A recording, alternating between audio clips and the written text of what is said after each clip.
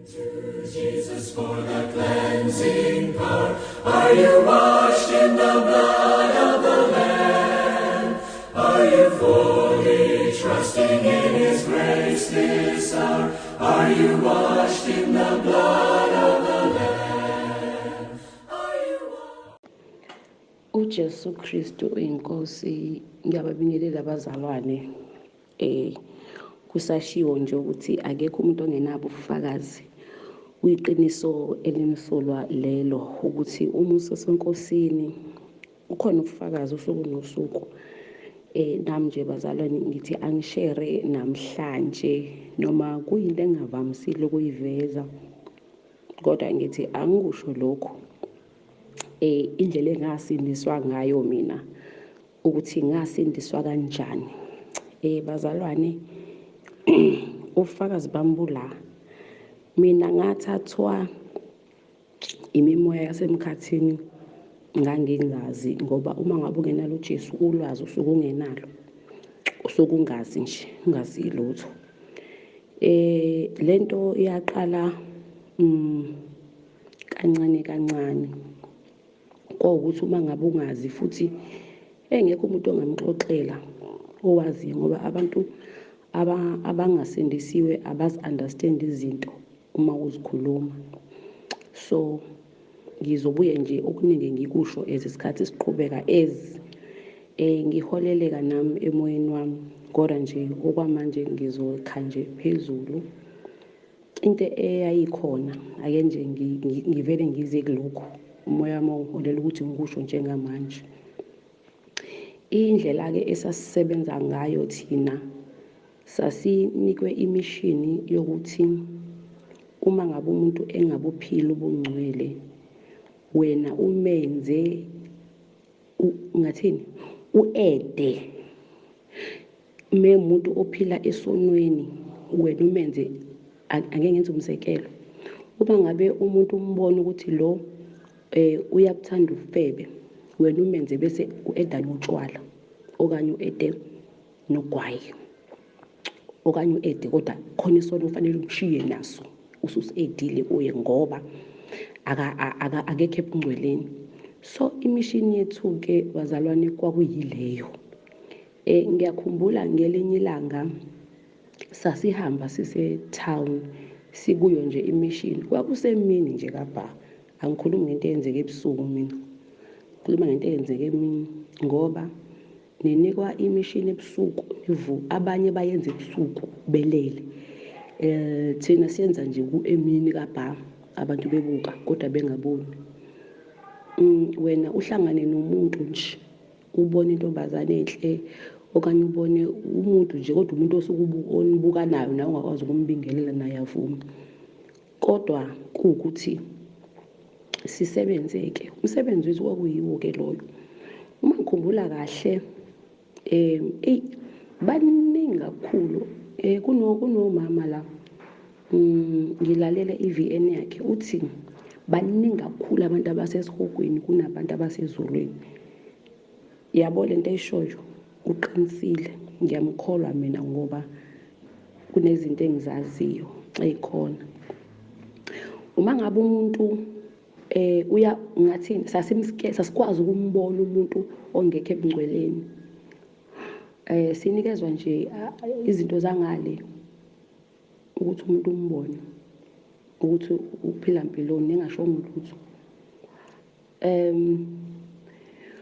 Uma ngabe-ke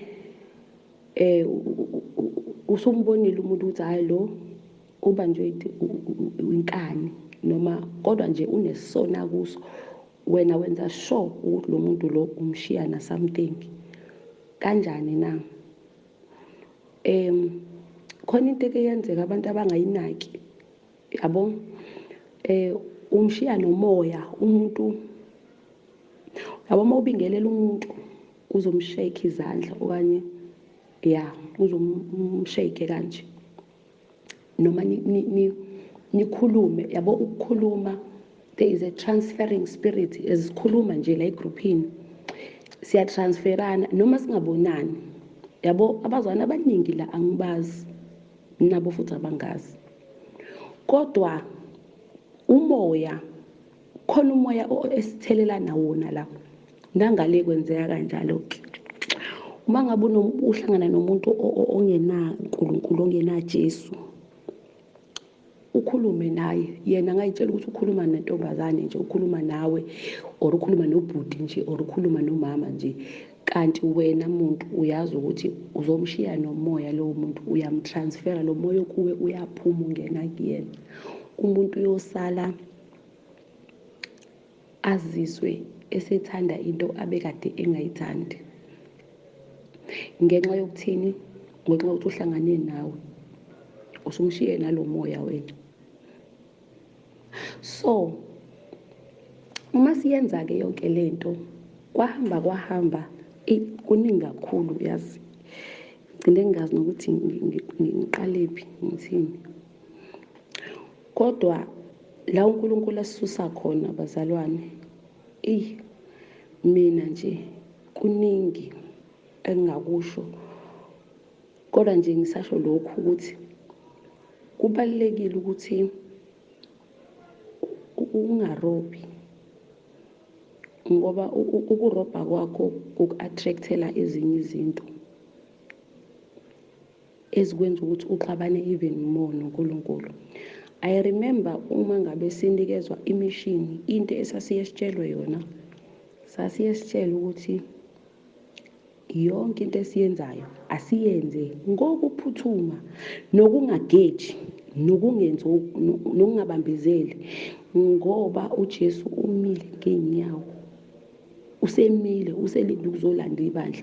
Uma thina singayenzi imishini yobumnyama ngokushesha, sizobambezela, kuzodala ukuthi abantu abaningi uJesu abathole, kanti imishini ithi kufanele abuye angatholi muntu. So-ke ubufakazi bami bulapho, la umuntu esuka khona. Namhlanje ngisindisiwe mina, bazalwane.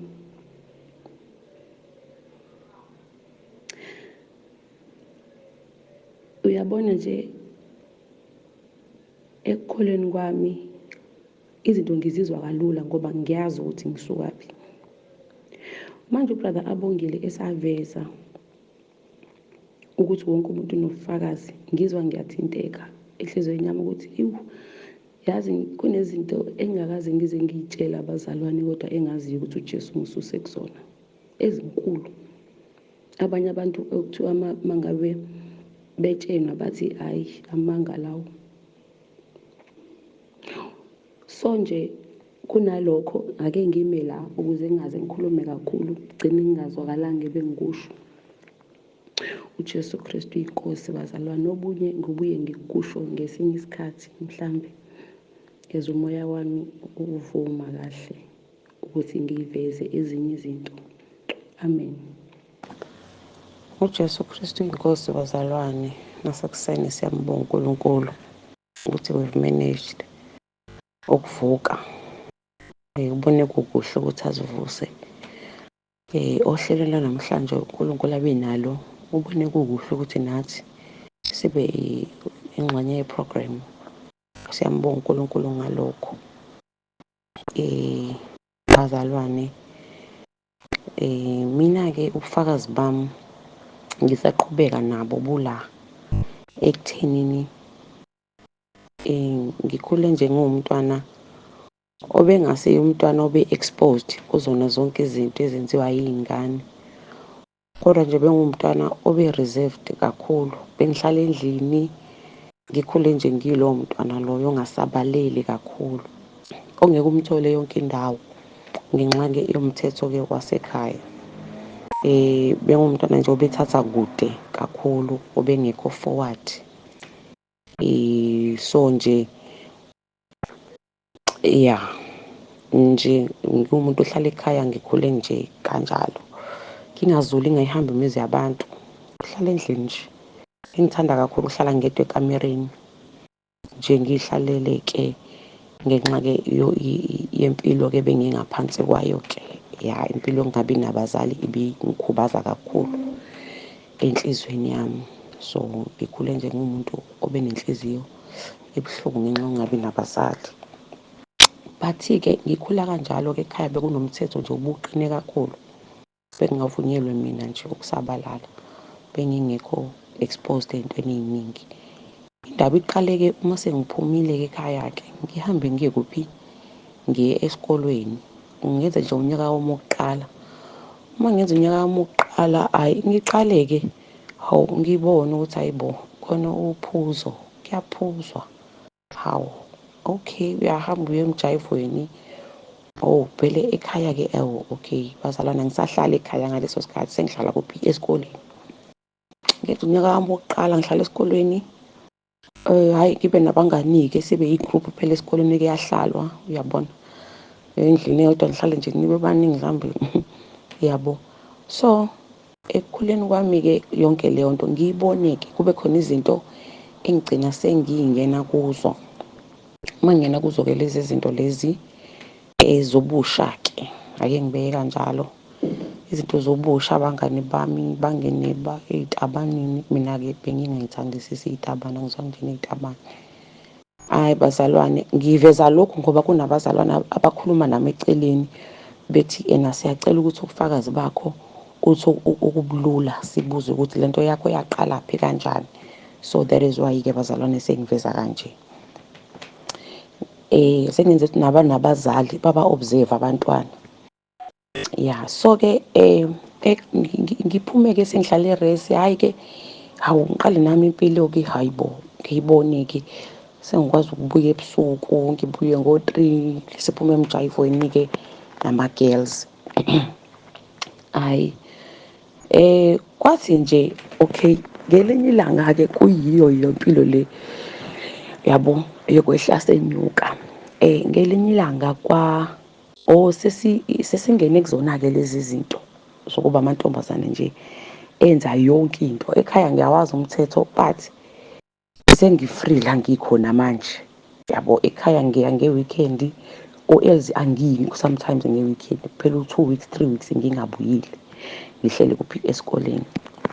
Amantombazane engihleli nawo, hhayi kwenziwa yonke into-ke la. Hhayi kuthi uma sinishiyethwa la, sinishiyethwa ngelanga elilodwa sonke futhi.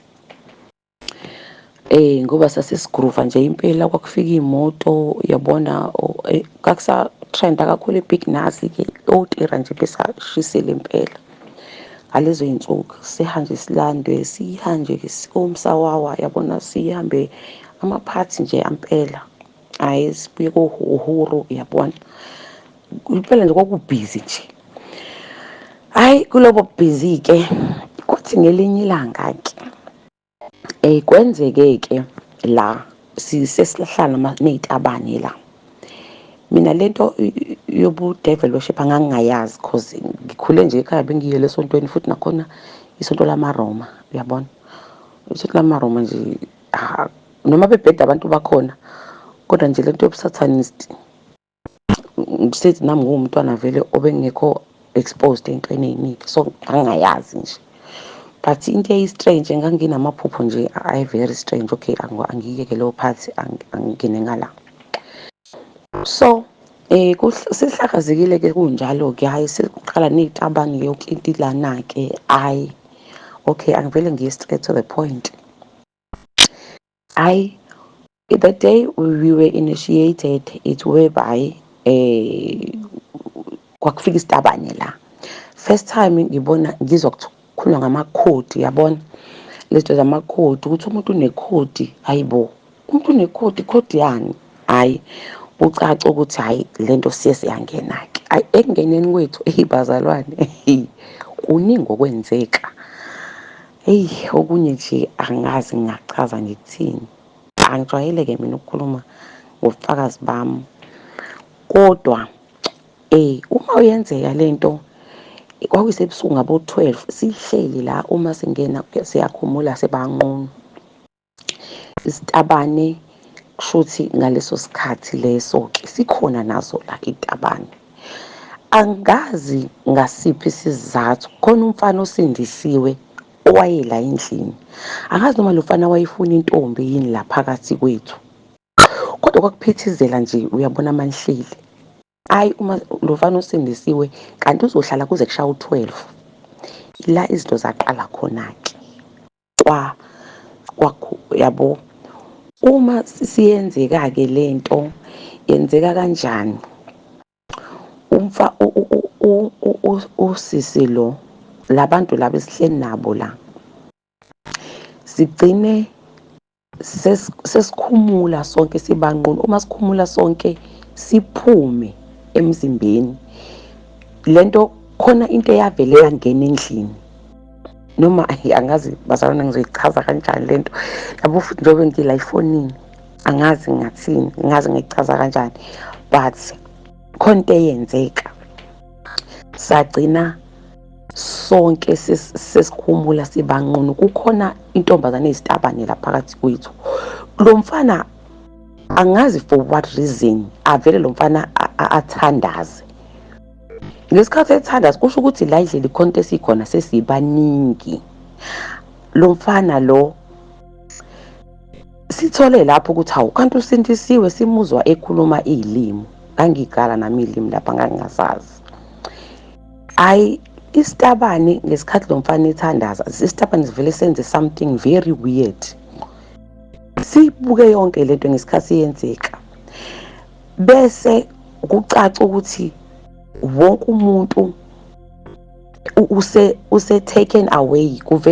Sivele sebe taken away, singazi kwenza yabo. Ingqondo ivele ihambe. Ngesikhathi ingqondo ihamba nathi angazi ngizoyichaza kanjani lento bazalwane ngoba manje ngisefonini. Okay, ngesikhathi ingqondo iphuma ihamba, bese kuthina kungene enye into. Yabona mangabe ungakholwa usuke unjengesiko esingamboziwe. Bese ngesikhathi ingena lento bese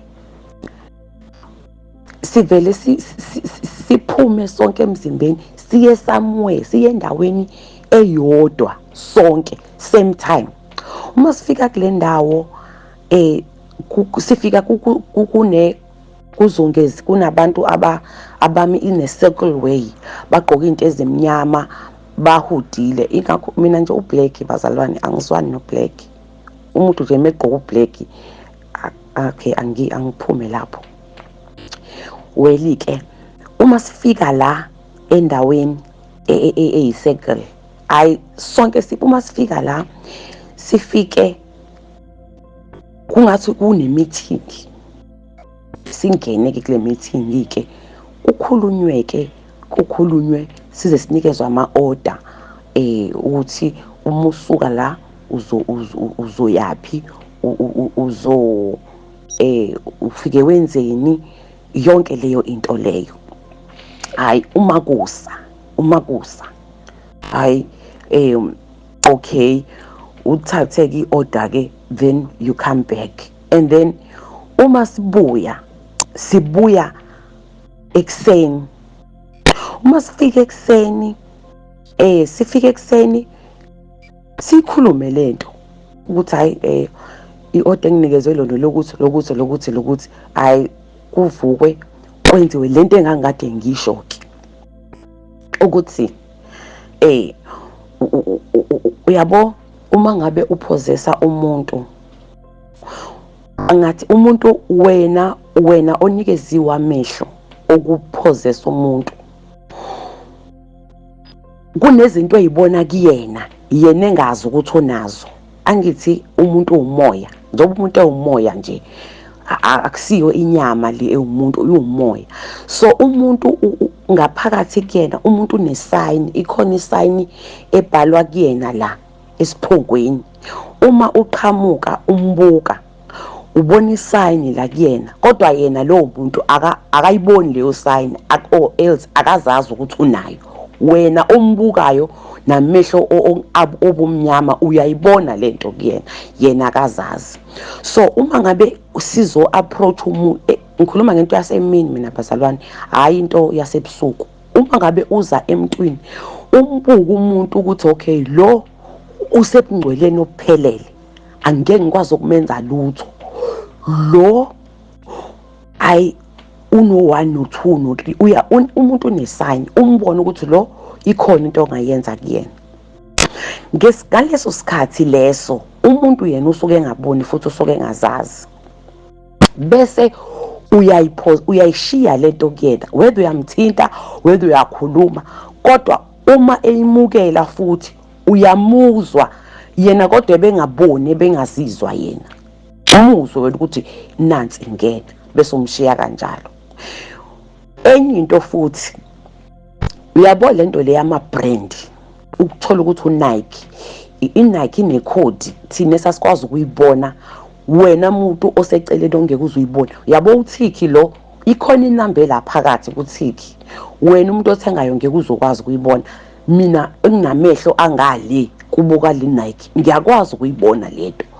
Uma ngabe ngifuna amandla mina okuqhubeka ngiyenza imishini, ngiyawathatha kule code wena wazi for yabona nje. Ngikhumbula ukuthi kwaye kwafika isikhathi la khona uyabo uza ukuthi ngidinga amandla, ngidinga ukuboosteka kulento ngiqhubeke ngiyenze. Khona isitolo seNike, isitolo nje sama brand, yabo iNike, Adidas, into ethi nje brand, ama-Nike, ama-Adidas, ama-Puma, yabo wonke lawo ma brand lawo anama code. Ngiyakwazi ukuthi mina ngale code le wena ungayiboni ngifike ngithatha amandla angale ngiqhubeke mina ngaphandle kokubuyela la ngivela khona, la nginikezwe khona i-order la ukuthi ngize ngithola amandla. Hayi ngikwenzeke lokho for isikhathi. Okay bazalwane, kuqhubeke lento bese ivele iyashintsha, ngingabisaba ngendlela yokuthi ufaka abantu ezonweni, kodwa isishintsha to ushiya umuntu nomoya othize nje ongekho right. Sashintsha saphuma kuleyo sangena komunye umkhakha ke manje, ngoba imikhakha ihlukene. Ngiyobuye ngibreak it down ngesinye isikhathi, imikhakha ihlukene. Sesingena kumkhakha wokuthi ke manje kube ngazuthi wena uyakholwa. Ngiyakhumbula nje ngene esontweni labantu abasindisiwe, omunye umfundisi emisile itende, hayi siyeke khona ke. Nakhona futhi unikezwe imishini ukuthi nje ungaphumi, make sure ukuthi ungaphumi ungenzanga lutho noma ungawuvulanga umlomo. All right, or do something, kodwa khona umuntu ofanele umshiye na something. Ukuthi iningi kakhulu lento bazalwane. Okay, uma ngiphuma ngene esayidini lokukholwa ke manje, ngikhumbula ngisukuma nje ngifakaza ngithi bazalwane ngisentisiwe, ngingakaze ngikhethe uJesu, angaze nje ngiphakamisa isandla ngikhethe uJesu. Khumbulani bazalwane, hayi uJesu uyinkosi, uJesu uyabuya, yabo. Kodwa into eyikhona yayingeve ukuthi ngoba akaze phela ngikhethe uJesu, lento engingenile iyakwazi ukukhuluma, iphume ithele. Ngikhumbula ukuthi ngathi nje ngikhuluma kwavele lapha emuva kwahayisa abantu, bahayisa abantu, and then ngesikhathi ngikhuluma mina, yabo kwaseke uthi hayi usuqedile ke, suka. Ngase ngiyasuka ke because uyapossessa lapho, right? Nomfundisi wala futhi wayepossessed naye, ngoba ngathi yena umfundisi wayekomunye umkhakha, yabo mina ngikomunye umkhakha. So sasingakwazi ukubhekana because wayeazi ukuthi yena ukulomkhakha lo engikuwona, nami ngimbona ukuthi nawe wenza nje, nami ke ngikala. Kodwa angazi ngachaza kanjani bazalwane, mina indaba yami ibroad, yabo nje ukuyikhuluma efonini akukho lula, ngathi ngayikhuluma umuntu ngimbuka futhi yinde. So uma ngabe ke sengena kulomkhakha ke wokusindiswa ke manje, hayi ke ngisindisiwe, yabona, futhi ngisesontweni bazalwane, ngigqoke ngendlela yokuba umzalwane ongathi wena mawuphosa amehlo akho ungibone ukuthi hayi isiketi sithi umzalwane lo akahambi nangevest, yabo. So uma ke ngingena kule nkundla yokuba umzalwane ke manje, usuka kanjani ke ukhuluma, yabo ngathini, kusuke kukhuluma wena kodwa kungawena, ngoba wena uphila enye impilo. Lento uyaziwa wena kuphela, akekho umuntu ongakwazi ukuyizwa lento. Umuntu oclean ngempela, oclean futhi osebungcweleni, ngempela ohlala noNkulunkulu. Umuntu oclean nje angakwazi ukukubamba, kodwa umuntu owazi ukuthi uyakholwa nje usindisiwe yena, ngisho ngashaya ngezilibu, yabo ikhona le level ongeke ukwazi ukumuza umuntu, angakurobha nje ngendlela agqoka ngayo. So uma ngingena ke kulomkhakha ukuthi ngiyakholwa ke manje ngisindisiwe, ngoba into eyenzeka bazalwane, ngithi ngesikhathi lento isengingenile, ngesikhathi sesibuya kothatha ama-order ke sesina ikhodi kumuntu ibhalwa ngathini, umuntu uba nekhodi ngaphakathi, wena ongeke uzuze uyibone ngamehlo enyama lawa, kodwa mina ngamehla obumnyama. Singathi masibuka ingale yodwa wena uthi awuboni lutho, kodwa mina ngiyibona ikhodi yomuntu ibhalwa njenge-tattoo, ibe yinamba. Inamba ngathi le khodi iyanyakaza, iyahamba, iyasuka, ngoba untombazane lo owayisitabane enekhodi iyayihamba ikhodi yakhe isuke la engalweni inyuke, siyibona live, kodwa wena uma ungaqhamuka ukuthi uyayibuka ngeke uzoyibona. Inyuke ihambe izila ehlombe, isuke ehlombe, uyibuke ihamba ebusweni, uyibuke ihamba in a form of moving, iyahamba kodwa yona. So lento bazalwane, ngicela ukumalana.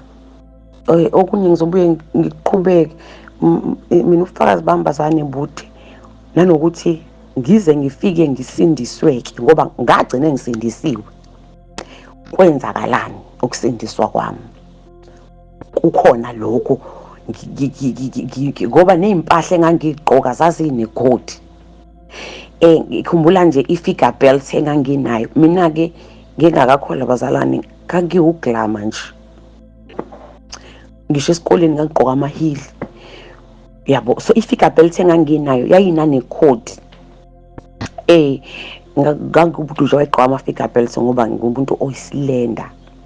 Weli ke ngenxa yokuthi mina ngase ngiphumile, mina ngase ngingekho, sekukhona lento le ezishintsha ibe izinto eziningi kumina engakwazi mina ukuzisepharate. Umuntu owayengibona, yabona umuntu owayekwazi ukungibona, wongeke ukwazi ukungibona ngoba ngangumuntu ongakhulumi kakhulu, kodwa abantu ababekwazi ukungibona ngangibona abantu abawu2. Ngakwazi ukubona umuntu okuwona lo mkhakha engikuwona, kodwa yena ekwenye department. Ngiphinde ngibone umuntu oclean, umuntu okholwayo nje, onomoya kaNkulunkulu, wayekwazi ukungibona. Yibona abantu abawu2 futhi naye lo okholwayo kwakufuneka ukuthi abe kwi-level ethize ukuze akwazi. Ngenxa yokuthi lento engangikuyona ke yayishintsha bazalwane, ibe izinto yabo ezihlukene. Ngicela bazalwane ukuthi ngibona isikhathi sengisikhulumile sesiside kakhulu. Ngizobuye ngiqhubeke bazalwane isikhathi ezikuvumeleka nje emoyeni wami, ngizwe ukuthi manje usungasho something. So ngizocela ukuthi ngimela ukuze ngifike la ukuthi ngaphenduka kanjani, kwenzakalani futhi. uJesu Kristu inkosi bazalwane, amen. Angazi noma izwakele yini because ubufakazi bami bazalwane wangazi buningi. So nje ngicela ukuthi ngimela, ngizobuye ngiqhubeke bazalwane, ngiyaxolisa kakhulu. Amen bazalwane. Ngiyaxolisa nge-VNN bazalwane ukuthi mina indaba zami ziningi manje, okunye ngiyakukhohlwa, okunye yabo ngiyakukhumbula. So ngangangokuba ngathi mangixoshwa ke ekhaya babengixosha, babengazi ukuthi kwenzakalani. Ngaxoshiswa ukuthi ngangithanda ukuhlala enkonzweni isikhathi esiningi, thola ukuthi nje enkonzweni ngibuye late ngoba ngifuna ukuba kahle kahle, ngifuna ukuhlala phakathi kwabantu abathandazayo. Ake ngibeke nje kanjalo, ngifisa ukuhlala phakathi kwabantu abathandazayo. So Uma ngiyiphila-ke le mpilo yokuphenduka nombuso uyalwa nami yonke lento yabo, abanye abantu babengazi ukuthi ngibhekene nani, so ngangifune ngazi ukuthi ubusuku nemini ngingahlala phakathi kwabantu abathandazayo. Ifuna ube kanjalo, awukwazi ukuthi ufike uphume uyihlalelekini nje ubusuku nemini uyibukela i-TV. Maningi amathuba okuthi awusizakele, kodwa ifuna engathi ungahlala phakathi komlilo nje isikhathi esiningi, ube semlilweni nawe uzuzu ufukuleke, nawe uzuyi-understand into okuyona ngokokukholwa, and then-ke bese-ke uyaqhubeka-ke uyahamba-ke. So uma ngixoshwa-ke ekhaya, khumbula ukuthi benginalento, bengumuntu onjani. So ekhaya badidwa ukuthi hawu, ngoba nakho usindisiwe, manje usuhlala nje usekamereni ufunda iBhayibheli, uhlala uthandaza. Akekho umuntu ohlala ethandaza everyday, babesho njalo-ke. Futhi akekho nje umuntu ohlala ethandaza njalo, wena njalo, awukwazi nje ukuphila nathi la. So ngangingakwazi ukubachazela ukuthi this is what I go through, because uma ngabe-ke sebengixosha-ke ekhaya-ke bethi hayi, akukho ukukholwa nje, siyabazi abantu bekholwa thina, kodwa abantu abakholwa njengawe. So hamba uhlala khona esontweni. Babengixosha kanjalo, bethi angivele ngiphumela ekhaya ngiyohlala khona-ke esontweni, ngoba ngithi mina ngifuna ukuhlala phakathi komthandazo. Before kwenzeke lokho nje, kwase kufika umfana-ke, umfana afike-ke endlini yami-ke, ngithi ngangiqeda kuthandaza, afika umfana angibize ngegama lami-ke, athi-ke yabona njena wena, wakhuluma into ey'ningi. Umefika uyafika umfana nje, ufika nje uphelele ugqokile nje, umfana waSamuel. So umefika kafika asho ukuthi ngithunyiwe la kuwena, kuthiwa ngizokutshela ukuthi hayi manje usungene kwenye indawo manje, asisahambisani. So kwala endaweni manje asisakwazi ukusebenza nesimanga sakho, asisakwazi ukusebenza. So siyacela nje ukuthi uyiyeke lento oyenzayo, iyeke. Hayi ngithi mina, hayi-ke sengiyakholwa bazana into eyenzayo, sengisindisiwe. Ngithi-ke hayi, ngivele nje ngingakhulumi ngithi hayi, okay, la into efanele ngiy'tshele mina ukuthi into efanele ngiyenze, kufanele ngiyenze kakhulu, ngiyenzisise kakhulu. So that's what I did. Ngayenzisisa kakhulu into engangiyenza, ngoba ayikho into engangihlala emthandazweni, ngihlale ebufakazini. Then kwadlula iy'nsukwana nje ey'ncane, kwadlula nje iy'nsuku, ngafika ekhaya-ke sebephekhile imithwalo-ke yami, ngayifikisisa emnyango-ke. Hhayi, ebusuku nje ngibuye enkonzweni, ngaxoshwa kanjalo ekhaya. Ngithi ngifuna ukumchazela ubaba ukuthi akuwena ongixoshayo, ngithi ngifuna ukumchazela ukuthi kwenzakaleni. Kunabantu abakuxoshayo, wena awuwazi lo wami umbuso ongale usebenza kanjani. Into eyenzakalayo ngale, yabo, uma befika emntwini, wena ungaze uy'tshela ukuthi imicabango yakho noma inhliziyo yakho, kanti ngathini, bayakhuluma la kuwena ukuthi enza kanje. Uyabo, for example, yabo, uma ngabe uhleli wedwa, kukhona into eyenzakalayo back of your head. Ake ngithi mhlambe ucabanga ukusuka uhambe uye eThekwini, ufike eThekwini wenza ukuthi nokuthi. Kuleyo wena uyitshela ukuthi uwena ocabangayo, yabo, uyitshela ukuthi uwena osuke ucabanga ngaleyo incident leyo, ukuthi ngizokwenza kanje, kanti kusuke kungewena, kusuke kuyilento ekhuluma in your mind, bese wena ngendlebe uyayilalela. Usuke ugibele etekisini uhambe, angithi wena ngathini, ngawe usuke uyitshela ukuthi ama-plans, ngenza i-plan yokuthi ngizovuka ngomsombuluko ngiye e-town, ngifike e-town ngithenga u-1 no-2 no-3, yabo. Ngizama ukuveza isithombe ukuthi kokunye umuntu usebenza kanjani engazi. Uyitshela ukuthi wena kanti akusiwena, lento ila engqondweni, ikhulume ukuthi ya uzovuka bese thina yazi kade ngicabanga ukuthi angivuke ngiye town ngifike ngenza ukuthi nokuthi ngiyibuke yabo.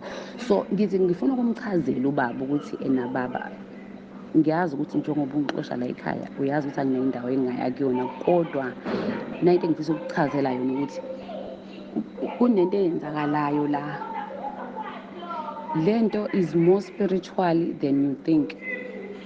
So umuntu ongayazi imimoya nongawazi ama-spirit ukuthi asebenza kanjani, akukho lula ukumchazela, ngoba uma umchazela ingqondo yakhe ivele ibe blank kakhulu, ngoba manje ukhuluma into e-impossible ngokwengqondo yomuntu nangamehlo akhe yabo.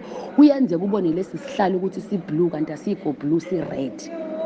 So uma ufika kumuntu umtshela ukuthi lesi sihlalo lesi njengoba uthi wena si-blue, asikho blue, si-red yabo, kube ngazuthi ayikho lento esho ngoba amehlo akhe abone enye into, wena usho enye into. So it's very difficult uchazela umuntu ongazi ngama-spirit nongazi ngemimoya, nomuntu ongazi nge-dark world ukuthi there is a land la khona abantu abaphila khona.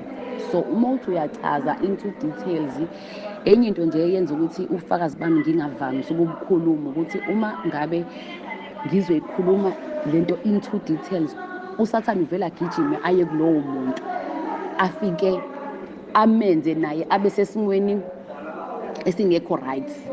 Uthola ukuthi ngenxa ye-level nangokutengatenga kwakhe azagcine ese-meditate izinto ezingekho right. So izinto ezenza ukuthi ufakazi bami ngingajwayeli ukubukhipha, ngingajwayeli ukubukhuluma. I'm more focused nje embusweni kaNkulunkulu, ngikhuluma ngezinto zikaNkulunkulu kakhulu then, because bengithi uma ngibishera abuye umuntu athi lento eyisherile ibi-sensitive, ngisho ebusuku angilalanga indlela ebengisaba ngayo uyabo. So bazalwane, ubufakazi bami nje basically bulapho, kodwa ngikwazi ukubushera kahle umuntu uma ngihleli naye yabo, engibuza. So ezinye izinto ngiyayikhumbula ezengibuza ukuthi no, engibuza ngangokuba nje ngisho ngaphansi kolwandle yabo, ngaphansi kolwandle ukuthi ukhona umhlaba lapha ngaphansi kolwandle omile nje, omile njengabe siphila la nangale kunjalo. So komile indlela engangena ngayo ke, uma ngingena lapho olwandle ngafika yabo, uthi ungene njengomuntu ongazi ukuthi ubona umuntu uma ngabe engena eyobhukuda olwandle, uwalke yabo, ungene nje ngenxa yokuthi usuke ungahambi ngomzimba, uhamba ngomoya, and then immediately you go down, bese uyashiya amanzi ngaphezulu, ungene uqhamukele endaweni eyomile. Abantu bayasebenza, babhizi, abesifazane bathwele abakuthwele, kuyasetshenzwa nje, kwenziwa yonke into. Umehluko ke ukuthi there is this yabo, khona lo muntu owengamele this land omkhulu, a very huge, angazi ngingamnika igender noma ngingamnikani, angazi ngathini, angazi ngathi kuyini yabo, mukhulu kakhulu. Ngazi umuntu ongaphezulu kwendlu ubukhulu bakhe uphakeme kakhulu. So u-occupy this underwater land.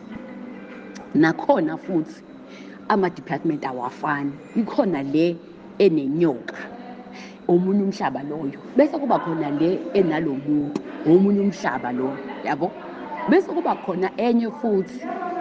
So ama-department maningi futhi abroad yabo, akunjengokuthi yilento kuphela then you are done. Ngiye nganizwa nje nikhuluma angazi ubani khona lo ebenikhuluma ngaye nithi angazi wayifakaza kanjani, njengoba ngisho ukuthi mina uma ngiphuma kulo mkhakha engangikuwona, even uBeyonce wangi-approach ukuthi kunganjani-ke ukuthi, ngoba phela injongo ukuthi umuntu angaphunyuli kulamandla. Uyabona nje umuntu ngempela umuntu onganakile, ungazi ukuthi wenayo uphumile kanti ungene kwenye indawo engafani nale obukuyona. As a result, leyo nto yenza ukuthi your soul is still kept by the Department of Darkness. You haven't been, awukakakhululwa kahle ngokuphelele. Bazalwane, ngibone ngazuthi i-VN yami yinde and ase-2 so nje bazalwane ngiyacela ngixolela kakhulu kodwa ena ubufakazi bami bulapho kakhulu bulapho. Bathi-ke ngizocela ukuthi ngimelana ya angazi ukuthi imibuzo ingakanani kodwa-ke ngizocela nje ukuthi ngime la. Inkosi yomi isithele umusa bazalwane, uJesu Kristu inkosi. Ngiyambonga nje kakhulu uNkulunkulu ukuthi wangikhumbula nami ey'nsukwini zokuvalelwa ekhejini engangazi ukuthi ngingaphuma kanjani kulo. In Jesus name, amen. Ngiyanibingelela bazalwane egameni likaJesu, amen, amen. Kusalapho-ke bazalwane ubufakazi bami mina la uNkulunkulu engisize khona. Bazalwane, ngiyakhumbula nje ukuthi ngenye imini sasigibele itaxi eyayikade sekuyokugcina, yayisuka eTown ibuyele emuva, sekuyitaxi yokugcina-ke. Uma sigibela kule taxi nakhona nje into eyasiza kule taxi, kwasiza ukuthi kule taxi kukhona abazalwane, labazalwane babe bawu-2 wangikhumbula kahle. Into eyayenzeka kule taxi, abantu abaningi babenga-understand kodwa i-taxi nje even yonke nje ngithi vele kusuke kuyisebusuku. So uma kuyisebusuku siphakathi-ke i-taxi mandikhumbula kahle, i-taxi yokugcina ivamise uku-overload-a, ivamise ukugcwala i-taxi, mhlawumbe uthole ukuthi ifaka abantu abawu-20. So le taxi kwakufanele iweke, kwasho ukuthi la ethekisini kunabazalwane abawu-2. Ngangangokuba isimo sasetekisini, imoto yavele yagijima kakhulu, udrayiva wagcina esesho ukuthi khona into eyenzakalayo lana, kwayinama ngisabona emehlweni iteksi igijima kakhulu. Into eyayenzeka ngesikhathi itaxi isiphaphalaza, labazalwane abawu-2 engicabanga ukuthi nabo babenganakile ngoba into engiyikhumbula yabona babehleli nje bephathela amafoni, bavele kwaqubuka omunye emuva, wavele washo nje ngey'limu, nomunye ngaphambili washo ngey'limu. Kwacaca ukuthi-ke manje futhi kule taxi kunempi, kucaca ukuthi ubani ozowina ubani ozohlulwa, itaxi yaginqwa noma igcine engaginqwanga. Well-ke ngomsa nje kaNkulunkulu kwagcine itaxi ingaginqanga ngoba labazalwane babebelesele, bethandazile, bavele bathandaza kakhulu kanye nje kwavele nje kwaqhuma lento kanye futhi nje uNkulunkulu wavele wenza indlela yakhe. Kwacaca ukuthi le taxi ayiginqeki ngoba kukhona abazalwane kule taxi and yayisikwatile iningi nje igcwele ilodile. Driver-ke wangabona-ke udrayiva ngisho emehlweni wathi nje usebhreka akasaboni lutho. Bathandaza lapho ibanga elide nje impela itaxi ihamba, kwaze kwagcine-ke sibona ukuthi labantu bayathandaza, asikwazi ukwenza lutho, le moto kuzogcina kungenzakalanga lutho la, bebhizi abantu bethandaza-ke. Ke yagcina-ke ingenzakala ukuthi udrayiva-ke ngoba uthi wayesebambe i-steering nje kuphela esengasaboni emehlweni. Asazi itaxi-ke yayisihamba kanjani kodwa inhloso kwakukuthi ngoba vele isebusuku uzoxhaphalaza. Kwagcine kungenzakalanga-ke konke lokho-ke, abazalwane bebhizi bethandaza-ke la. Ke waze gcine ebonile-ke udrayiva-ke nasemehlweni, kwakliye neteksi yasho yabuyela esimeni ngoba itaxi yayisishintshile nje nangaphakathi kwakungekho right. Ke kwagcine ingaginqikanga-ke leya moto-ke. Ke kwaqhubeka kanjalo ngangokuba uyabo lesi spirit esasikumina ngathini, uma ngabe mina ngingekho eduze kwenu, ake sithi mhlambe mina ngikho la nina asithi nihleli mhlambe nibawu-3 noma nibawu-4 niyakhuluma ngento ethize, mhlambe nikhuluma ngami, yabo, ukuthi whatever nishoyo ngami, mina noma ngathiwa ngikuphi la ngikhona ngizonizwa mina ukuthi benikhuluma ngami nithi ngikwazi ukufike nginitshene ukuthi nina benihlangene ngami nithi wena uthe wathi nawe wathi, kodwa uthola ukuthi bengingekho mina futhi akekho uphumile phakathi kwenu wazongitshela mina ukuthi benithini ngami.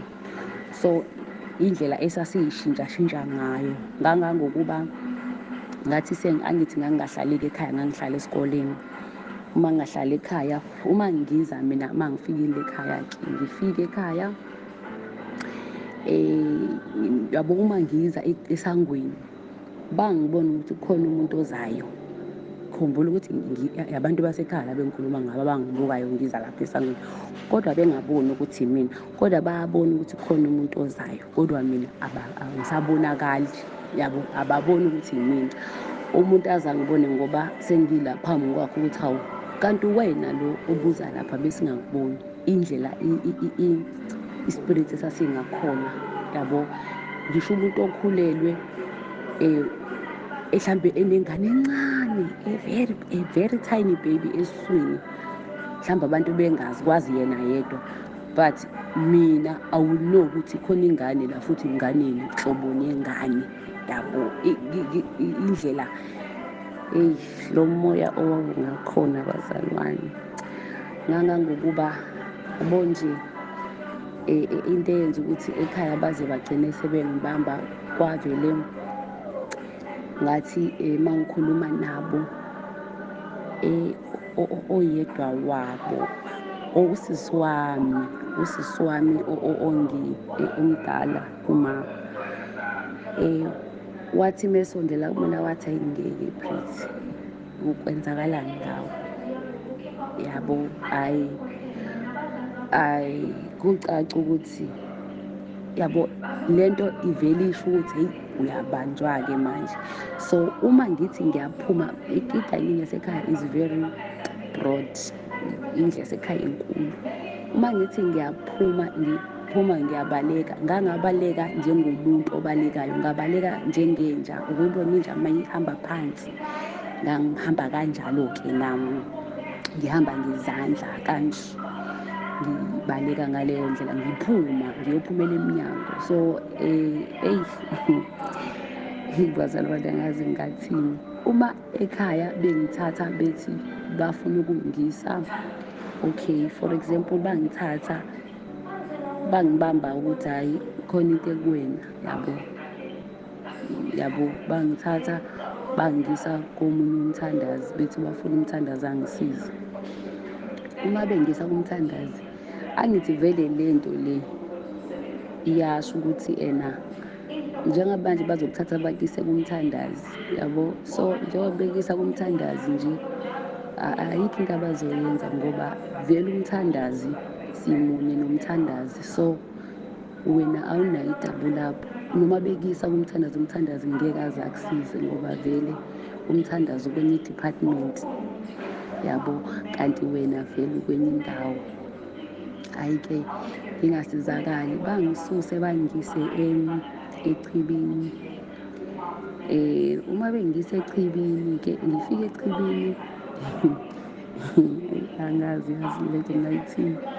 Uma ngifike echibini, umama wakhona, umama ubhishobhi, umama umfundisi wakhona, naye futhi ukwenye i-department, sikumkhakha owodwa kodwa sihlukene ngama-department la. So hhayi-ke athi ulo mama akafuni ukungibona, akafuni ukukhuluma nami, ngihambe banginikeze indlu-ke, ngihambe ngiyolala. Uma ngifika le ndlu engafakwa kuyona, kwathiwa fanele ngithole umuntu ozongigada kule ndlu le. Kule ndlu uma ngifika, khona umama la, usisi nje useqinile onengane. Kusho ukuthi ilanga engafika ngalo-ke aphume-ke lama-spirit-ke, mephuma ine-form snake, a huge, inyoka enkulu. Ingane vele ingalali ebusuku, itshele uma wayo ukuthi kunenyoka enkulu la endlini, yabo. Ingane yenza ezinye izinto nje, kube ukuthi le ngane iyaqala ukwenza lezi zinto ngoba sekukhona mina. Hhayi, kucace futhi ukuthi nala angeke ngize ngisizakale, yabo, ngoba labo labantu basechibini ba-initiate abantu komunye umkhakha, kanti mina ngikomunye umkhakha. So lezi zinto zivele yishayisane ngoba ama-spirit ayafuna ukudominate lesi sifuna ukudominate kunalesi esinye, bese kuvele, yabo, kwenzeka-ke izinto ey'ningi. Ngaleso sikhathi-ke kwenzeka yonke le nto le. Hhayi, ngihambe ngimtshele-ke umama umfundisi wasechibini ukuthi ngivela ngimqonde nje ngoba wayengafuni ngisho ukungibheka nje emehlweni, engafuni nje sihlangane. Ngimbuze ngithi, mina ubenzani abantu la, ngiyenzelani le nto yenza ngoba yena mdala umama, yabo, kwenzakalani vele la? Avele alwe nje, alwe namathi awungeka. Sikhuluma sibabili la, yabo. So uyabona naye ukuthi njengoba ngikulo mkhakha ngi-aware ukuthi lo mkhakha naye ukuwona. Hhayi-ke, sengiyaphi manje, sengiya ekusizakaleni kwami ukuthi ngasizakala kanjani. Fortunate usisi wami lo ebengimusho ukuthi wayengekho sonke lesikhathi ekhaya, so ilanga afika ngalo wafike washo ukuthi engathi awukho right. Hhayi, okay, kulungile-ke, ngingabi right kanjalo-ke. Bese-ke kwase kusuka yena-ke ngoba angikho right mina, naye wayekuwona lo mkhakha, into ayenza ukuthi angibone ukuthi nginjani, because uyena kuphela ekhaya owangibona ukuthi kwenzakalani. Kwaze kwagcina-ke seku-expose-ka-ke, sekwazi wonke umuntu ukuthi kwenzakalani, angikho.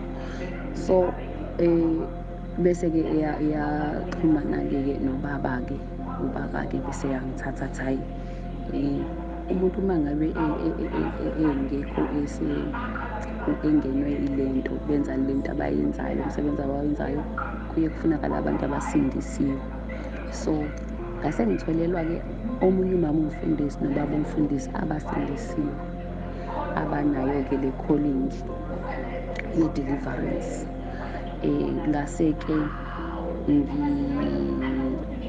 ngase ngihlangana nabo-ke, so ngase ngiyabachazela-ke ukuthi kwenzakaleni, ngahlambuluka nje ngakhuluma yonke into cause ngingathini, mina angisiye umuntu ohash, angisiye umuntu onenhliziyo embi. So ngangikuthanda ukuthi ngiyakuthanda ukusizakala because le nto eyenzakalayo noma le nto engiyenzayo noma le nto eyenzakalayo kumina angiyithandi nami angikho happy ngayo, yabo. Akumnandi ukuba yinto nawe ongayazi. Kanti nanokuthi-ke ukuxabana noNkulunkulu impilo yakho akukho right. Kanti uNkulunkulu wayesengenzele i-appointment-ke ngaleso sikhathi mina labazalwane beza kumina, uNkulunkulu wahamba phambili, wayeseyabatshena ukuthi kunomuntu enizoya kuyena okanje kanje kanje. Ngenxa yokuthi ngenize nikwazi ukuya kuyena ningafastile, kufanele nifaste, nifike kuyena nje niwumlindolozi. Uma nifika kuyena ngenxa yendawo akuyo, nifike nikwazi ukumkhipha. So uma-ke bengitholela labazalwane lo mama umfundisi nobaba umfundisi, kwawukuthi uNkulunkulu usehambe kuqala phambili, wafike wabatshela ngami ukuthi nizokhipha umuntu okanje, ukhona umuntu okanje kanje kanje. So ubaba wami uma efika kumama umfundisi washo ukuthi uNkulunkulu beseshilo. Base befika-ke, mina ngangingazivi utho-ke ukuthi base bengikhipha-ke ekhaya lapha eChibini ngoba ngangihlala eChibini-ke. Uma ngihlala eChibini kucaca ukuthi sengingena komunye umkhakha-ke manje-ke, ngoba uma eChibini babengithatha bangifaka esontweni bese bengifundisa leminye imithandazo, yabo. Bangifundise imithandazo, bangifundise nalamagama akhona, kube ukuthi no, ekhaya bayafuna ngisizakale kanti nami ngiyafuna ukusizakala, yabo. So ngase ngiphuma ekhaya, bangithatha-ke bangikhipha, ngabatshela ekhaya ukuthi ngingifaka komunye umkhakha, njengoba ningikhipha kulo ningisa komunye-ke futhi manje worse kunalo, ngoba lo engifaka kuwona uworse ngenxa yendlela bona besebenza ngayo, yabo. Okay, angiphumi lapho, ngaze ngichaze kakhulu. So ngaze uphuma-ke kanjalo-ke uNkulunkulu wahamba phambili wabatshela umama umfundisi nobaba umfundisi ukuthi kunomuntu okanje ngenani kwi-fasting, kanti ngempela ubaba wami uzofika kabacela ukuthi indodakazi ikhona into ekuye, siyacela nisondele nizomkhulekela. Ngase ngiphuma futhi nakhona angiphumanga namhlanje, kwaba i-process ngoba uma ngiphuma kule mkhakha base bengikhipha ngoba njengoba sekufika abantu bezongithandazela, nabo laba engiphuma ngiyokubona bayalwa ukuthi ungaphumi, uma kuwukuthi lokhu uyaphuma kona okungcono ngena kulokhu, yabo. So ngangangokuba even uBeyonce wafika, uma efika-ke afika angicele, siyacela at least ungene kulo mkhakha, wena uzosebenza kanje.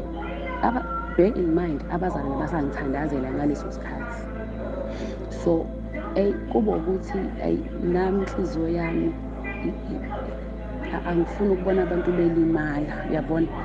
uNkulunkulu nje ungakhe ngikanjalo, inhliziyo yami is very light. So ngesikhathi belekhe befika ngisathandazela, belekhe bengifuna ukungifaka ngala bafika nje live, abantu bafike ekamereni engivele kulo, yabo, bazokhuluma-ke ukuthi no ngena ngala. So ezibefika-ke abazali belekhe bengithandazela, nami ezinye izinto ezibefika ngiyayikhuluma, yabona, ngoba uma uwumuntu ongayikhulumi izinto usuke njengomuntu ofaka imbewu ngaphansi komhlabathi ukuze izoqhuma ngelinye ilanga. So nami ezinye izinto ngangiyikhuluma-ke.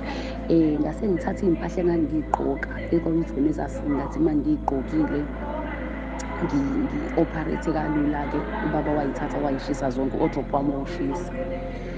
Ngiyazi njengoba ngiyikhuluma lento khona abanombuzo, yabo, khona abafisayo ukubuza something, kodwa manje ngenxa yokuthi nami ngiyachaza nje njengoba, yabo, njengoba ngangishilo ukuthi akukho lula ukuyichaza efonini indaba yami, ngathi ngichaza nomuntu, yabo, engibekile, ngikhuluma naye emehlweni ukuze uma khona afuna ukuyibuza ngimphendule, ngoba ngenze kube njengoba ngikhuluma khona okusalayo, yabo, ngoba kwenzeka izinto ey'ningi kakhulu. So sengifuna ukuthi ngiye emaphethelweni yokuthi ngingagcina ngisindiswe kanjani. Uma ngisindiswa-ke ezibefika bengikhulekela nabo-ke besemlilweni, nami ngizwe ukuthi uma bengithandazela lezi zinto ziyaphuma, ngiyeza ukuthi no, amandla ayangiphelela, yazi angisakwazi ngisho ukwenzani-ke manje, bayangithandazela, bayathandaza. Kuyi-process kwaze kwagcina-ke la khona-ke, okay, uma befika ngamthatha uJesu-ke manje-ke sengimthatha uJesu kwangempela-ke manje. Ningixolele nge-background engikuyona, mhlambe njengoba ngikhuluma nje nizwe i-background, ngisemsebenzini. So emsebenzini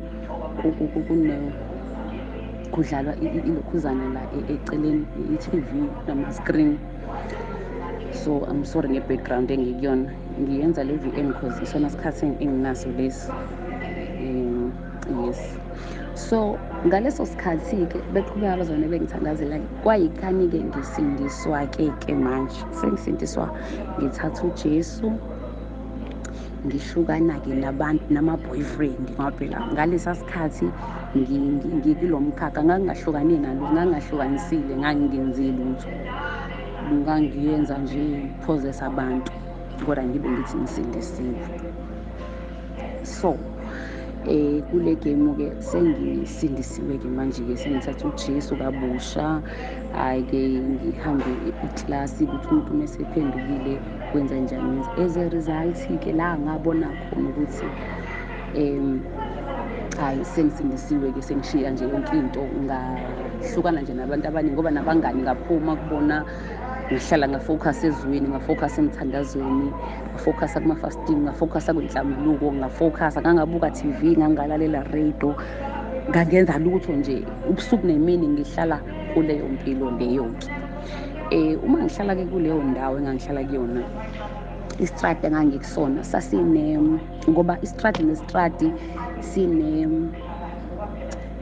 indawo nendawo ine-kingdom, ayikho indawo engenayo i-kingdom, kuwukuthi mhlawumbe wena usukungazi nje uyibona abantu beyiphilela. So istrati nestrati sine-kingdom, khona abantu aba-operate kuleyo ndawo leyo, so bawo-anonymous.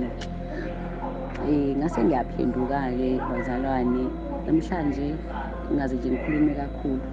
Namhlanje umntwana kaNkulunkulu ngisindisiwe, ngithethelele izono, konke okudala ngidlulile nje kukhona ubufakazi bami lokhu bazalwane obungenza ngingaresti, because lento ikanjani. Uma ngabe uza umuntu ethi wayeyilento, ingathini, awuphumi nje kanjalo kuthuleke, yabo.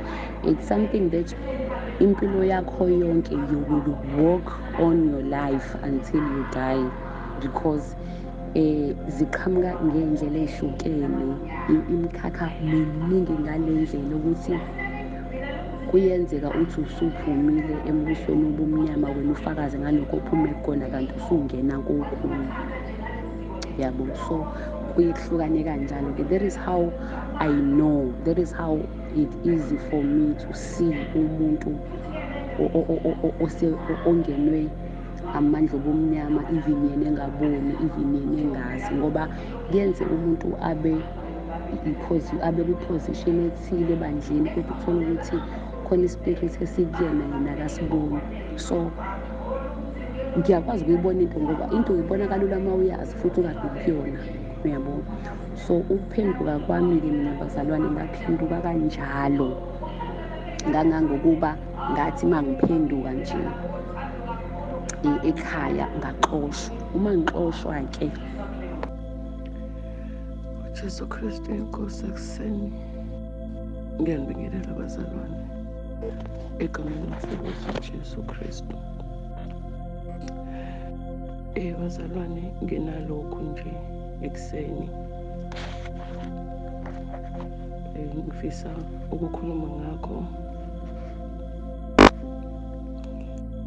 nokho bengayona inhloso yami ukuthi ngikukhulume, kodwa kuze ngabe ngisemsebenzini bazalwane, kodwa angikwazanga ukuya emsebenzini ngalesi sikhathi. Ngiyafisa bazalwane ukukhuluma ngalokhu, so emsebenzini ngizongena late today. Ekuseni bazalwane, kunezwi laphaya ngokukaMateyu chapter 2, isihloko sakhona sikhuluma sithi izazi zasempumalanga. Ngizokhuluma ngoverse 2 wakhona. Ngiyacabanga ukuthi sonke siyayazi le ndaba esiyaziyo.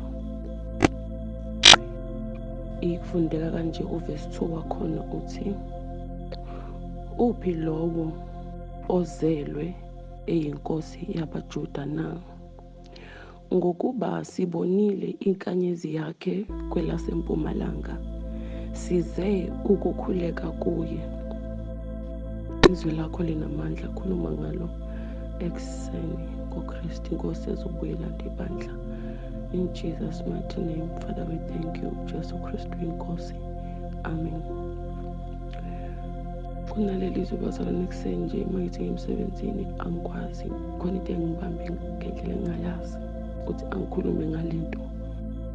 Ngikhiphe bonke abantu la endlini, bonke abantu sebehambile, ngisele ngedwa ukuze ngingaphazamiseki.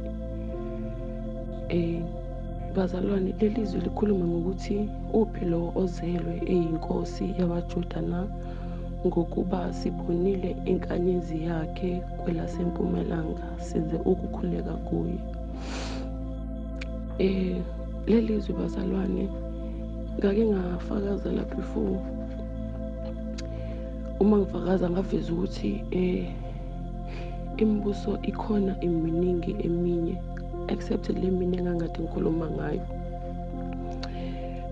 Kukhona, ngicela ukuthi ngikhulume ngalolu hlangothi lolu olukuleli uverse 2 kuphela. Mhlawumbe makwenzeka-ke ngizoza ukuthi ngiholeleka kanjani, kodwa ngicela nje ukukhuluma ngalokhu.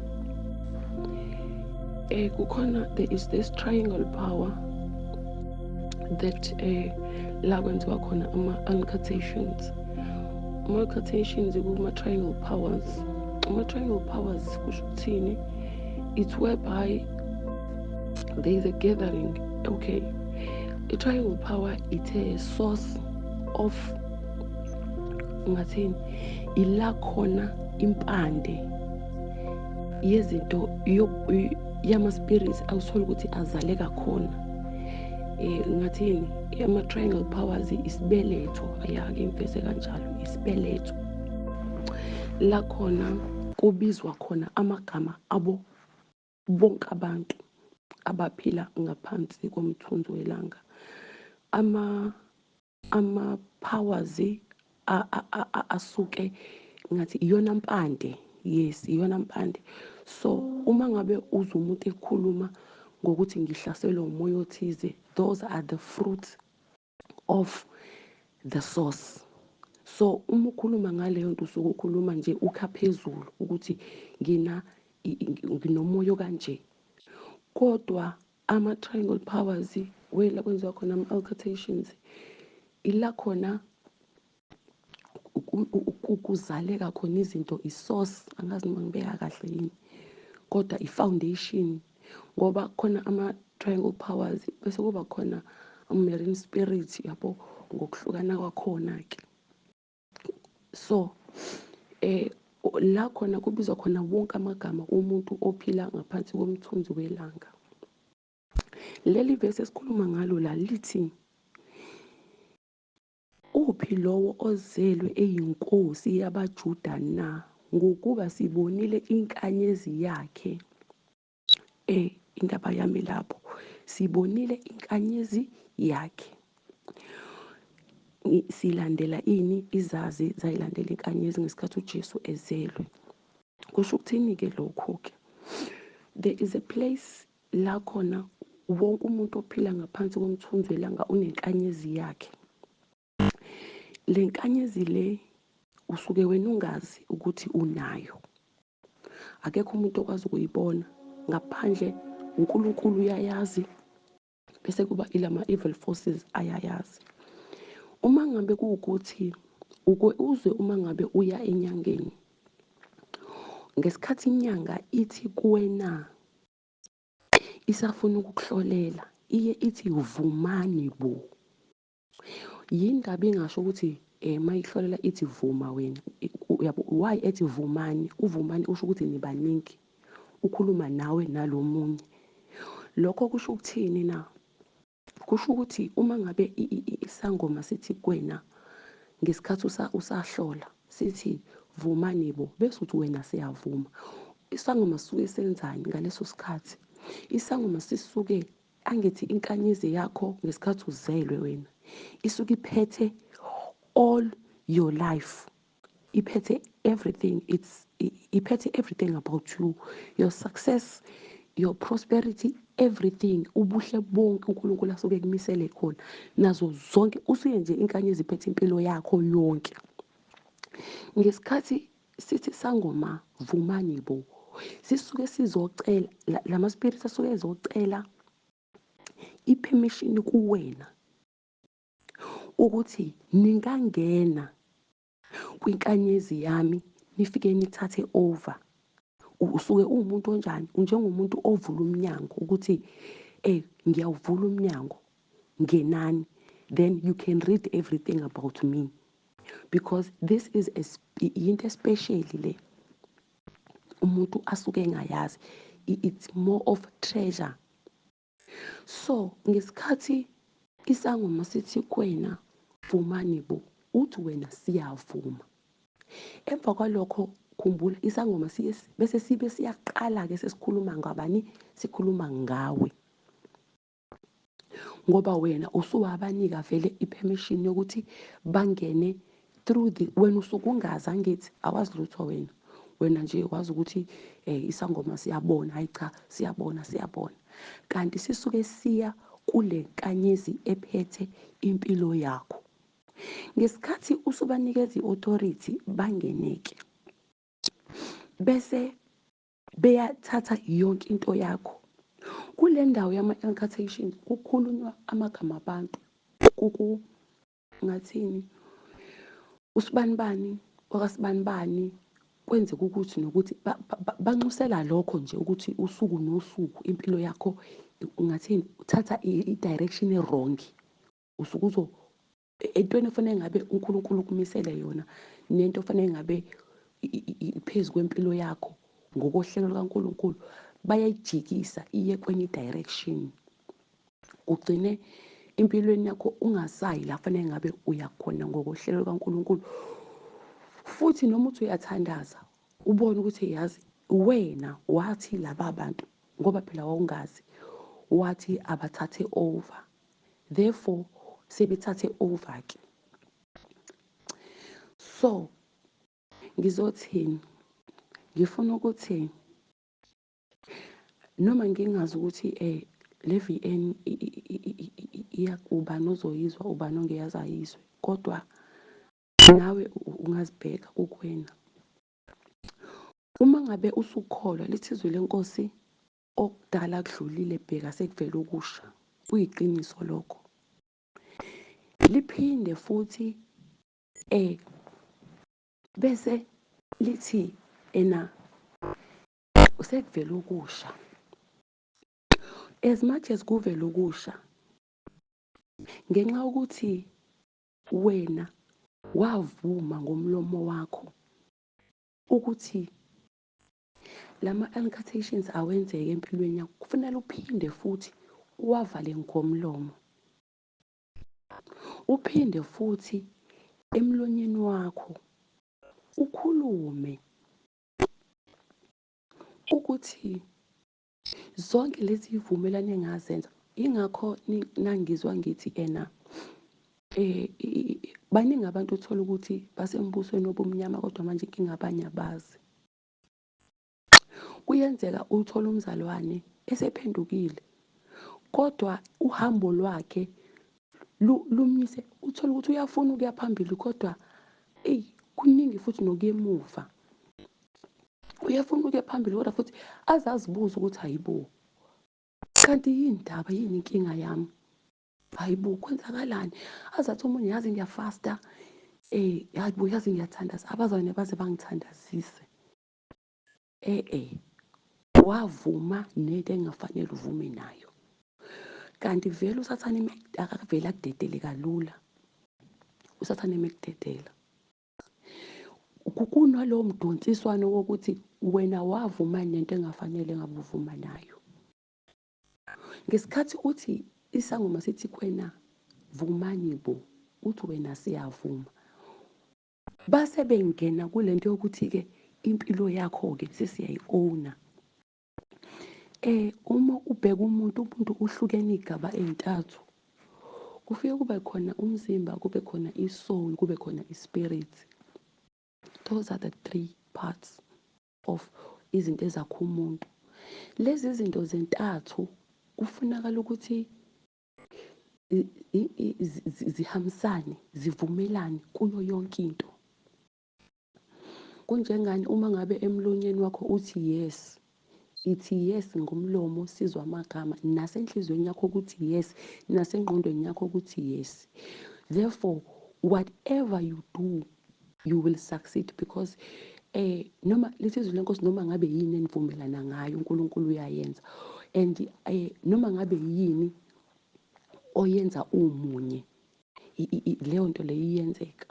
Okungenzeka kube ngathini umuntu kodwa u-divided, yabo, umoya wakho awuhambisani nesoul yakho. Yebo khona izinto ey'funa kodwa manje akuhambisani.